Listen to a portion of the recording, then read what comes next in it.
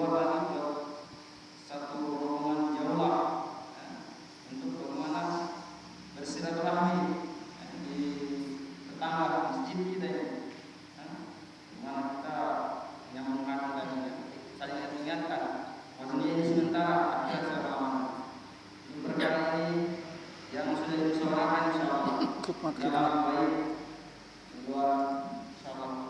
Ustaz baik. Kalau mas saya belum menemukan saja.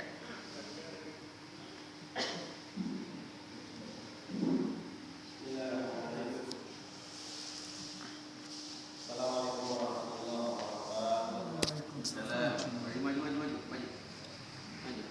Alhamdulillah, nahmaduhu wa nasta'inuhu wa nastaghfiruh wa nu'minu bihi wa natawakkal alaihi wa na'udzu billahi min shururi anfusina wa min sayyiati a'malina. May yahdihillahu fala mudilla lahu wa may yudlil fala hadiya lahu. Asyhadu an la ilaha illallah wahdahu la syarika lahu wa asyhadu anna Muhammadan abduhu wa rasuluh. Allahumma shalli wa sallim wa barik ala sayyidina Muhammad wa ala ali sayyidina Muhammad la nabiyya ba'da. Faqad qala Allah ta'ala fi kitabil karim. Bismillahirrahmanirrahim. Kuntum khairu ummatin ukhrijat lin-nas ta'muruna bil ma'rufi wa tanhauna 'anil munkar wa tu'minuna billah. Wa qala Nabi sallallahu alaihi wasallam, man ahya sunnati faqad ahabbani wa man ahabbani kana ma'aya fil jannah. Shadaqallahu alazim wa qala Nabi sallallahu alaihi wasallam. Hadirin yang Allah Subhanahu wa taala,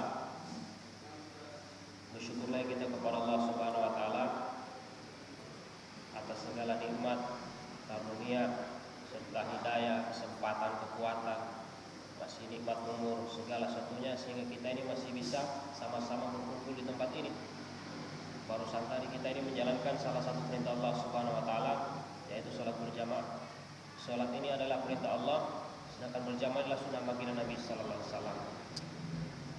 Hadirin Allah Subhanahu wa taala, ulama sampaikan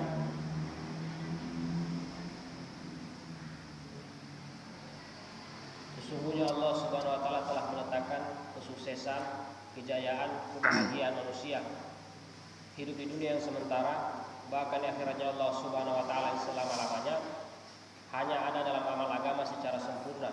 Ikut contoh Nabi sallallahu alaihi wasallam.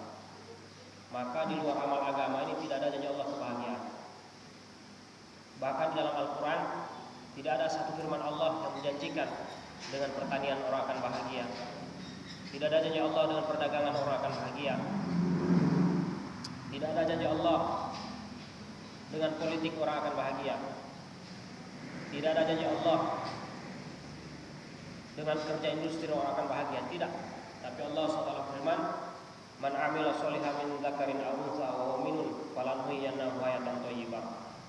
Barang siapa yang beramal soleh, baik dia laki-laki atau perempuan, dan dia dalam keadaan beriman, maka dia akan dapatkan kehidupan yang baik atau kebahagiaan. Maka ini pasti di dalam amal agama orang akan bahagia. Hari ini banyak orang mencari kebahagiaan di luar agama. Petani sibuk bertani sampai lupa perintah Allah Subhanahu wa taala. Pedagang sibuk berdagang, lupa perintah Allah Subhanahu wa taala. Pegawai sibuk di kantor, jam sholat asik dengan laptopnya di kantor, lupa perintah Allah Subhanahu wa taala. Pekerja industri sibuk di pabrik-pabrik, di pertambangan dan sebagainya. Azan kumandang, sibuk dengan kesibukannya masing-masing, lupa perintah Allah Subhanahu wa taala. Menyangka kerjanya ini mendatangkan kebahagiaan, padahal tidak. Umat-umat terdahulu telah dicontohkan, diceritakan dalam Al-Qur'an. Kaum Sabah yang menyangka dengan pertanian bahagia, maka Allah hancurkan dengan pertaniannya. Ada kaum Samud yang menyangka dengan bangunan-bangunan, dengan bangunan-bangunan terbuat dari batu, ukir-ukir, menyangka dengan itu akan bahagia. Tidak taat kepada Allah SWT, maka Allah hancurkan mereka. Begitupun kaum Ad, menyangka dengan kekuatan bahagia, orangnya tinggi besar, kuat-kuat, diajak taat kepada Allah SWT tidak mau, enggan, maka Allah hancurkan juga kaum Ad.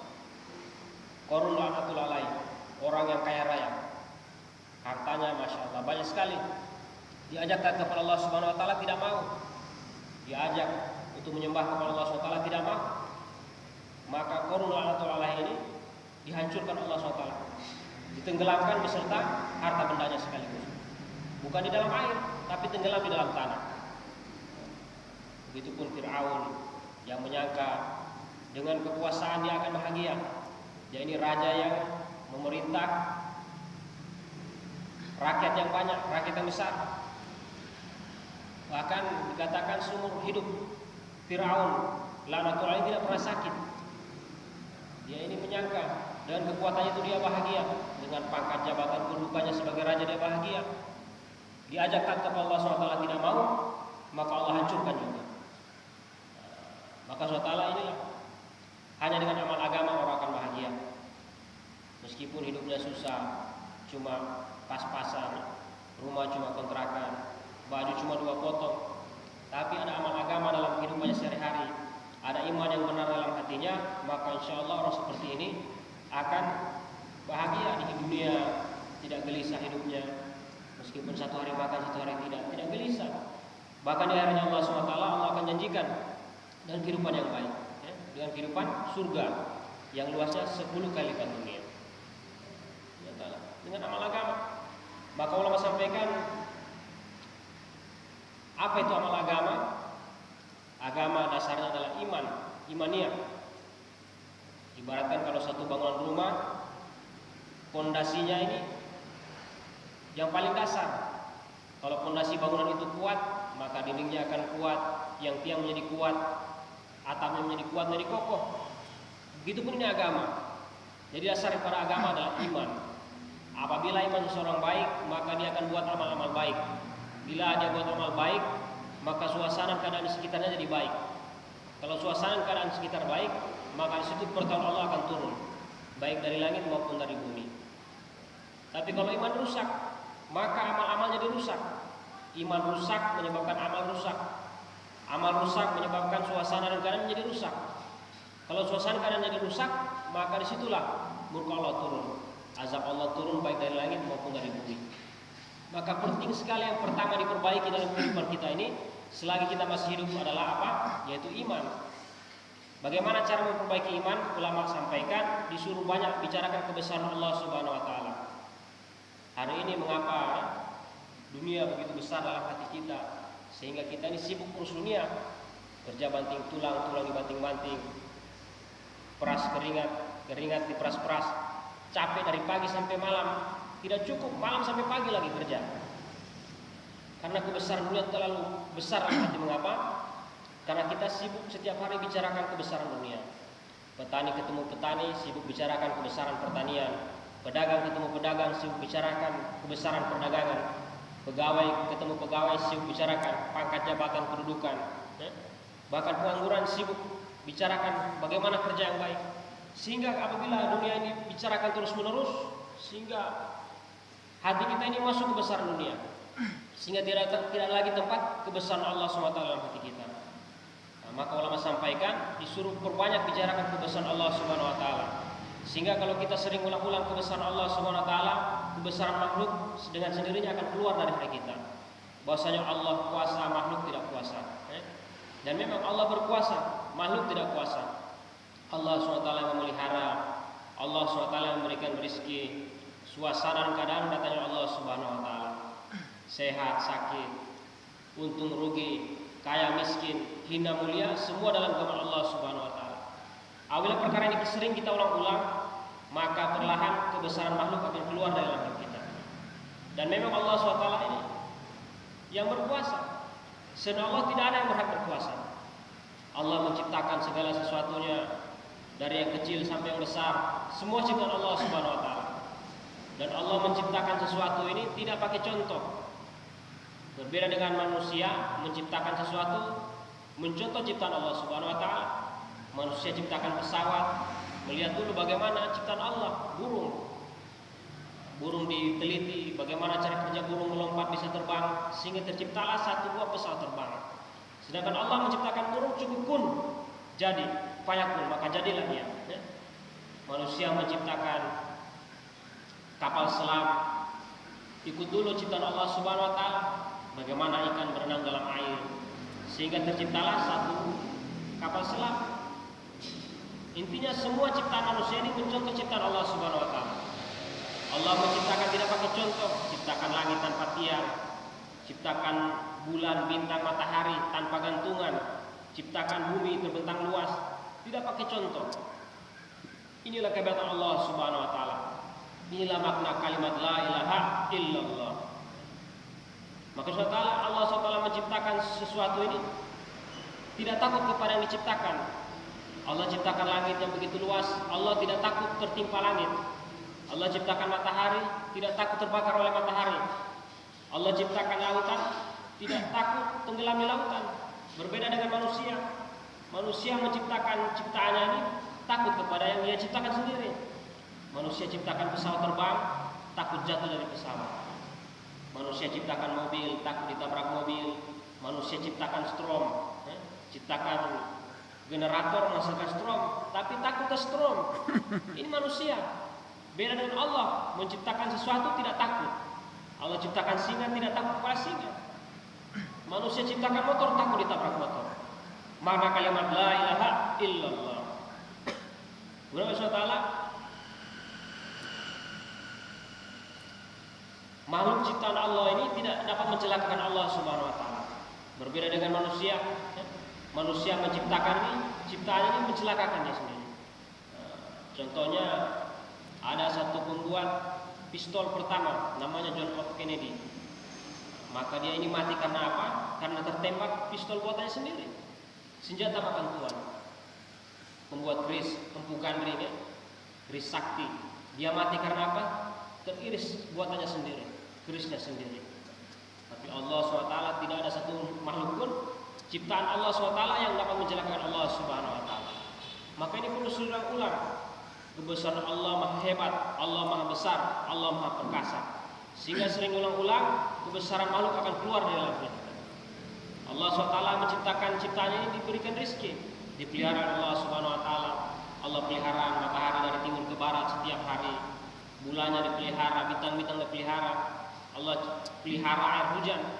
Bayangkan berjuta-juta liter itu air di langit, tapi Allah pelihara. Hujan tidak dikasih jatuh sekaligus. Coba bayangkan kalau Allah kasih jatuh sekaligus itu air di langit, maka dunia ini akan hancur, manusia akan mati semuanya. Tapi Allah kasihani, Allah pelihara itu hujan sehingga Dia kasih makhluknya ciptaannya. Dia turunkan itu hujan tidak satu kali banyak, satu butir, sehingga bisa bermanfaat untuk makhluk ciptaannya. Allah SWT memberikan rezeki. Semua makhluk yang diberikan rezeki oleh Allah SWT, dari yang kecil sampai yang besar.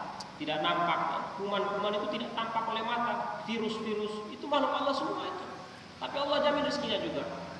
Maupun yang nampak, manusia dan sebagainya, hewan-hewan yang besar. Ini ciptaan Allah SWT dikasih rezeki semua. Contohnya satu ekor kucing. Kucing ini Masya Allah, dia ini tidak takut Dia tidak tahu berenang. Kucing tidak tahu memancing. Kucing takut air. Itu kucing kalau dia dapat air, baru dia taruh di punya kaki, dia akan ulang, takut air. Tapi Allah SWT ini kasih rezeki kucing ini ikan. Rezekinya kucing ini hewan-hewan di dalam air. Ikan yang punya makanan. Sehingga ketika kucing lapar dia tidak perlu mancing. Dia tidak perlu mancing. Allah hantar sendiri itu rezeki.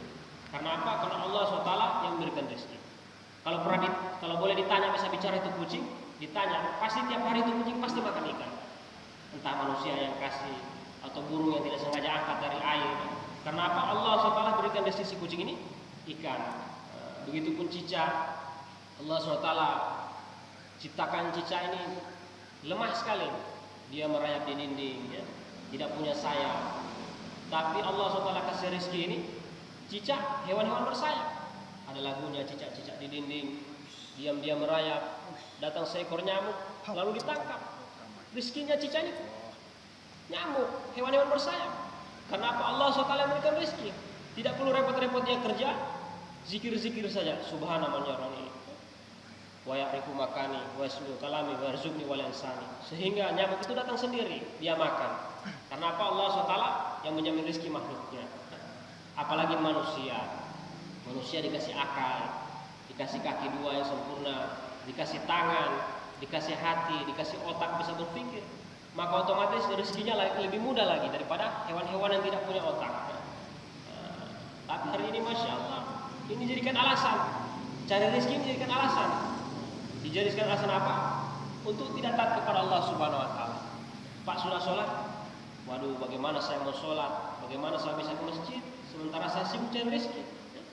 Saya sibuk cari rezeki. Saya harus bekerja. Siapa yang kasih makan ke siapa keluarga kalau tidak kerja? Ini pemahaman yang salah. Padahal rezeki ini Allah sudah jamin. Bahkan dikatakan satu mafhum hadis, 500 tahun sebelum manusia diciptakan, rezekinya dulu diciptakan. Tapi pemahaman manusia keliru. Menyangka dengan kerja mendatangkan rezeki, dengan kerja mendatangkan uang, dengan kerja bertani mendatangkan hasil panen, kerja dagang menghasilkan laba keuntungan dagang. Padahal tidak.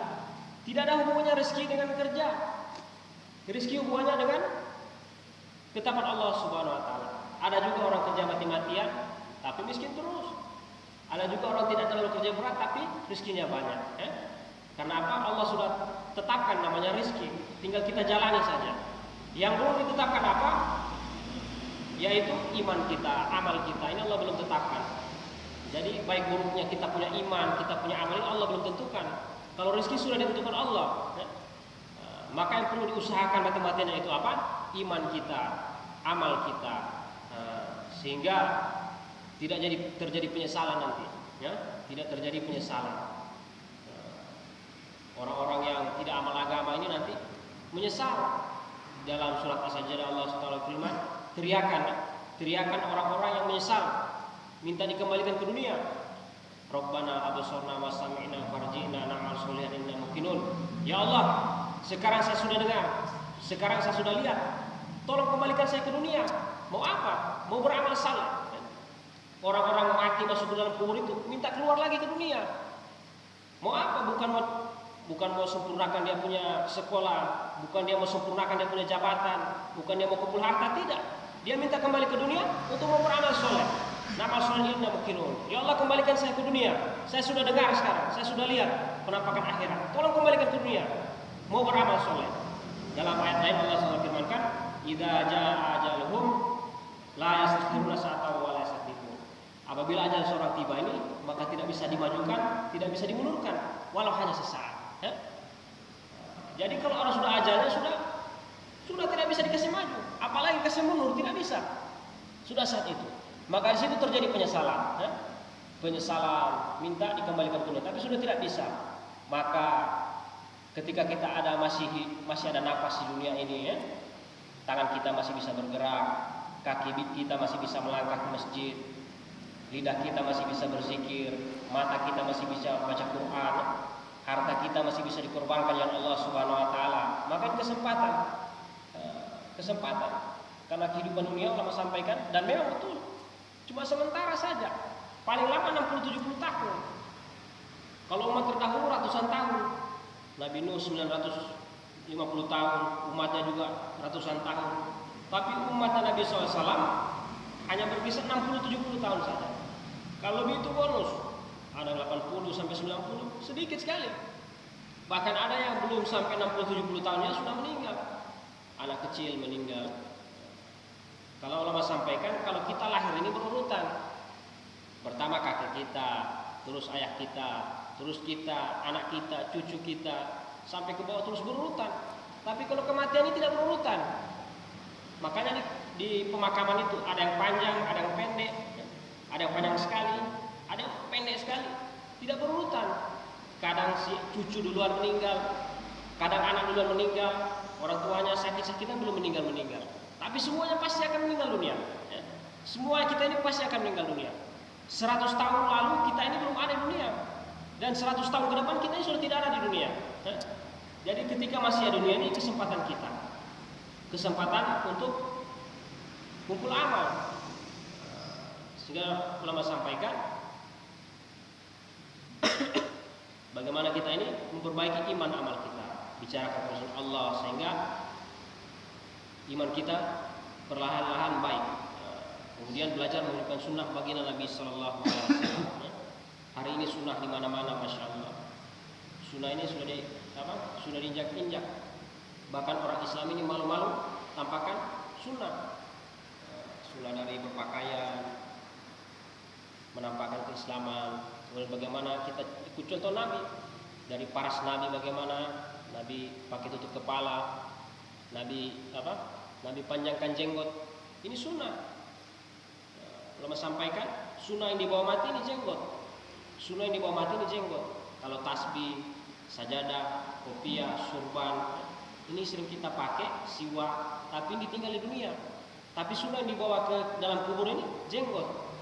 Sehingga ikut kita nanti ketika dibangkitkan, Nabi kenal ada bekas-bekas jidatnya, ada bekas-bekas sujud, kemudian ada jenggotnya. Oh, itu dia umat. Jadi dikenali nanti umatnya Rasulullah. Bila menghidupkan sunnah baginda Nabi SAW, maka punya cara tampilan Nabi dari atas kepala, bagaimana rambut Nabi gunting rambut dikasih rata, ada juga yang rata di bawah leher. Hari ini masya Allah, anak-anak kita ini, remaja-remaja ini lebih cinta kepada artis-artis, bagaimana gaya rambut artis-artis, pemain bola, tapi tidak gemar dengan sunnah Nabi, sehingga rambutnya samaran, rambut garis-garis, gambar bintang-bintang, padahal tidak jaminan. Tapi kalau kita ikut contoh Nabi, maka dari potong rambut saja kita dapat pahala. Kemudian mulai ke bawah, Nabi suka pakai baju warna putih, Nabi suka pakai baju warna putih. Ini sunnah juga. Nabi pakai sorban, Nabi bersiwak. Nabi ini sebelum berwudu bersiwak. Katakan, seandainya tidak memberatkan umatku, maka aku minta kepada Allah SWT agar siwak ini wajibkan. Saking sunnahnya ditekankan sekali ini bersiwak. Ada 70 fadilah bersiwak. Mewangikan mulut, memfasihkan bacaan Quran. Yang utama itu apa? Dimudahkan ketika meninggal dunia mengucapkan kalimat la ilaha illallah. Ini soal jaminan. Kalau kita meninggal dunia mengucapkan la ilallah, maka dijamin masuk surga. Ini adalah siwak. Hari ini sudah asing siwak. Padahal ini sunnah bagi Nabi SAW. Kemudian ke bawah cara pakai sarung atau celana Nabi, tidak menutupi mata kaki, di atas mata kaki. Ini sunnah semua dari tampilannya Nabi. Kemudian keseharian Nabi bagaimana cara makan Nabi, makan pakai tangan kanan, kemudian minum pakai tangan kanan, makan sambil duduk, pakai tutup kepala, di lantai, makan berjamaah. Ini contoh Nabi. Sebelum makan baca doa, Allahumma barik lana fima razaqtana wa qina azabannar, bismillah ala barakatillah. Sehingga ketika makan dapat pahala juga. Sambil makan hadirkan sifat pikir, zikir, syukur, sabar. Kemudian setelah makan baca doa lagi, alhamdulillahilladzi atau amana wa saqana wa ja'ala minal muslimin. Sehingga ketika kita makan itu terhitung pahala insyaallah subhanahu wa taala. Begitupun tidur cara Nabi kita ikut bagaimana tidurnya Nabi. Sebelum tidur berwudu, sholat hajat, sholat tobat, kalau mampu baca surat-surat, ada tasbih Fatimah, mandi ayat, jajakan Nabi, baca doa bismikallahumma ahya bismika amut. Kemudian bangun malam baca doa lagi, alhamdulillahilladzi ahyana ba'da ma amatana wa ilaihi nusyur. Sehingga apa? Ketika tidur juga ini dihitung ibadah Allah Subhanahu wa taala. Tapi kalau kita tidak ikut contoh Nabi, tidur kita datang langsung tidur, sehingga bangun subuh, maka ini kita punya tidurnya sia-sia. Coba kalau kita punya umur 60 tahun, kita punya tidur setiap hari ini berapa jam? 8 jam. Dari jam 10 malam sampai jam 4 subuh kurang lebih 8 jam. Kalau kita tidak ikut contoh Nabi, kita punya tidur, coba 8 jam ini dikali 60 tahun, kurang lebih 20 tahun. Jadi 20 tahun kita punya waktu ini sia-sia. Mengapa? Karena kita pulang ke rumah langsung tidur, tidak pakai adab-adab lagi. Sehingga 20 tahun ini terhitung tidak ada amal. Tapi kalau kita ikut contoh Nabi bagaimana tidurnya, sunnah-sunnah, sehingga 20 tahun itu dapat pahala semua. Tidur saja dapat pahala. Bagaimana cara masuk masjid Nabi? Nabi masuk masjid pakai kaki kanan, baca doa Allahumma fahih wa rahmatik. Kemudian sunat etikaf, nawaitu i'tikaf fi hadzal masjidi ma'dhum fi sunnatillah ta'ala. Sehingga ketika di masjid duduk-duduk dapat apa? Dapat pahala i'tikaf. Tapi kalau kita tidak ikut contoh Nabi, masuk masjid disamakan masuk WC, masuk pakai kaki kiri, tidak baca doa, tidak niat i'tikaf. Sehingga kalau dia tidur di masjid, dia cerita-cerita masjid tidak dapat pahala. Tapi kalau dia masuk ke pakai adab, baca doa, niat i'tikaf, walaupun dia cerita-cerita di masjid, tapi cerita itu dapat pahala i'tikaf. Ya. Kalau kita ikut contoh Nabi, keluar masjid pakai kaki kiri, Allahumma inni as'aluka min fadlik, pakai sendal ada doanya, Allahumma inni a'udzubika min iblis wal junudi, naik kendaraan, subhanallah sakharan hadza ma kunna lahu muqrinin wa inna ila rabbina lamunqalibun. Sehingga dalam perjalanan kita dapat nilai lagi, dapat pahala. Sehingga dikendaki ada ayat Allah SWT, firman Allah SWT, wa ma khalaqul jinna wal insa illa liya'budun, tidak kuciptakan jin dan manusia untuk beribadah. Jadi kita ini manusia ini diciptakan untuk ibadah. Bagaimana caranya? Yaitu keseharian kita ini ikut contoh Nabi. Sehingga keseharian kita ini dapat pahala semua. Tidur ikut contoh Nabi dapat pahala, makan ikut contoh Nabi dapat pahala, masuk kamar mandi ikut contoh Nabi, pakai kaki kiri sebelum masuk jauh-jauh baca doa Allahumma inni a'udzubika minal khubuthi wal khaba'ith. Kemudian di dalam WC ada caranya, arahnya bagaimana, tidak boleh menghadap kiblat segalanya. Di dalam keluar baca doa lagi, maka di dalam kamar mandi dapat pahala. Tapi kalau sia-sia sembarang saja tidak pakai adab, sia-sia. Ini kendaki kita punya hidup satu kali banyak orang Islam ini dapat pahala. Masuk ke kamar mandi dapat pahala. Di perjalanan tidak diminta-minta kecelakaan, meninggal dunia, insya Allah syahid. Kalau kita ada pada perjalanan. Sehingga dikendaki satu kali 20 jam ini ikut sunnah baginda Nabi Sallallahu Alaihi Wasallam. Dari tidur sampai tidur kembali, masuk rumah. Allahumma inni as'aluka khairal mawlaji wa khairal makhraji, bismillahirrahmanirrahim wa bismillahirrahmanirrahim, rabbina tawakkalna. Assalamualaikum. Sehingga setan-setan kabur dari rumah. Sehingga Nabi itu dia punya rumah cuma kecil saja, 3 kali 4 meter kalau tidak salah. Tapi Nabi sabdakan apa? Bayi di jannah, di rumahku surgaku. Mengapa? Karena di rumah Nabi hidup amal agama. Nabi masuk rumah pakai adab masuk rumah, baca doa, mengulang salam. Sehingga di dalam rumah walaupun tidak ada apa-apa tentram hidupnya. Ya? Karena apa? Di dalam rumah ada amal agama. Hari ini banyak rumah orang-orang kaya, tapi di dalam ini tidak tentram. Suami istri sibuk terus. Ya. Kadang di dalam rumah juga piring terbang sana kemari, baku marah. Kenapa? Kan di rumah ini tidak hidup amal agama. Ya. Maka SWT, inilah kesempatan kita. Selagi masih hidup di dunia ini, bukan untuk menyempurnakan kita punya jasmani, tapi untuk menyempurnakan ruhaniyah kita, menyempurnakan iman. Karena rokok itu yang dibeli itu diambil, dia punya isinya. Walaupun itu surya itu dia punya dos bagus, ada gambar perempuan di situ yang cantik, tapi yang diambil isinya, isi batang rokoknya, bukan dia punya dos. Begitupun manusia ini, kalau sapi, DP body yang diambil, kalau dia punya body besar, berat, ini yang mahal. Tapi kalau manusia yang diambil Allah SWT apa? Yaitu isinya, hatinya, imannya, amalnya. Maka selagi kita belum terlambat ya, selagi kita masih ada di dunia, masih dikasih tangan, masih dikasih mata, masih bisa beraktivitas untuk amal agama, kita gunakan harta diri waktu kita ini untuk taat kepada Allah Subhanahu Wa Taala. Maka alhamdulillah ini rombongan bersilaturahmi sudah datang. Jadi silaturahmi ini bukan kita mau mengajar, tapi sudah ini cara masukkan iman, tidak cara lain. Ya? Dengan dulu di majelis ilmu kita dapat ilmu, tapi kalau mau cari iman bagaimana? Datangi orang, sampaikan ketinggian, ya? Sampaikan kebesaran Allah, sehingga Allah masukkan iman ke dalam hati kita. Kalau kita sibuk di masjid, ya? Sibuk-sibuk kajian, tidak sampaikan ini kepada orang-orang, maka timbul nanti perasaan sombong, keras hati kita, merasa saya ini lebih baik daripada orang. Tapi kalau kita jumpai orang, silaturahmi, bicara kebesaran Allah, kehebatan Allah, pentingnya sunnah, pentingnya amal agama, sehingga Allah tanamkan sifat rendah diri. Sehingga begitu penting ini silaturahmi. Silaturahmi untuk memanjangkan umur, rezekinya diberkahi. Kemudian mempererat hubungan kekerabatan. Tentunya kita ini insya Allah tiap malam kami seperti ini, ada buat jaulah seperti ini. Teman-teman dari AU datang kemari membantu kita di sini ini, mendatangi saudara kita ini. Karena nanti kalau kita tidak sampaikan, masya Allah, nanti di akhirat ini ada tuntut menuntut. Itu si fulan itu dia ke masjid terus, dia tidak ajak saya. Nah, bagaimana ini? Nanti diambil tetangganya. Itu tetangga itu dia ini rajin sholat, tapi tidak pernah ajak saya. Sehingga nanti jadi orang yang bangkrut. Sahabat bertanya, siapa orang mau sholat? Apakah dia punya harta kekayaan habis? Tidak. Dia orang amal agama, dia rajin sedekah dan sholat malam, tapi dia tidak ajak-ajak orang ini, tetangganya, anak istrinya untuk sama-sama taat Allah SWT. Sehingga bangkrut, istrinya tagih. Ya Allah, jangan kasih masuk suamiku masuk surga. Dia itu ketika di dunia tidak pernah selesai sholat. Saya punya aurat, buka-buka dikasih biar. Anaknya begitu menuntut, akhirnya tetangganya. Sehingga ta'ala habis dia punya pahala amal agama. Maka inilah dakwah.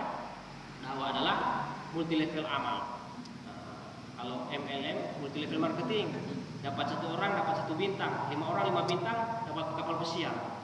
Tapi kalau dakwah ini multi level amal, ajak satu orang dapat satu pahala, nanti dia ajak orang dapat pahala lagi, ajak 1000 orang mengalir terus pahala, sehingga nanti ada bukan nabi, bukan rasul, nanti ada orang di belakangnya ikut orang, banyak orang. Siapa itu? Umat akhir zaman yang suka sering ajak orang untuk sama-sama amal agama. Insyaallah ini dapat sampaikan. Dan ketiga malam Jumat kita ada buat majelis juga di Masjid Kilo 8, Masjid Abu Bakar.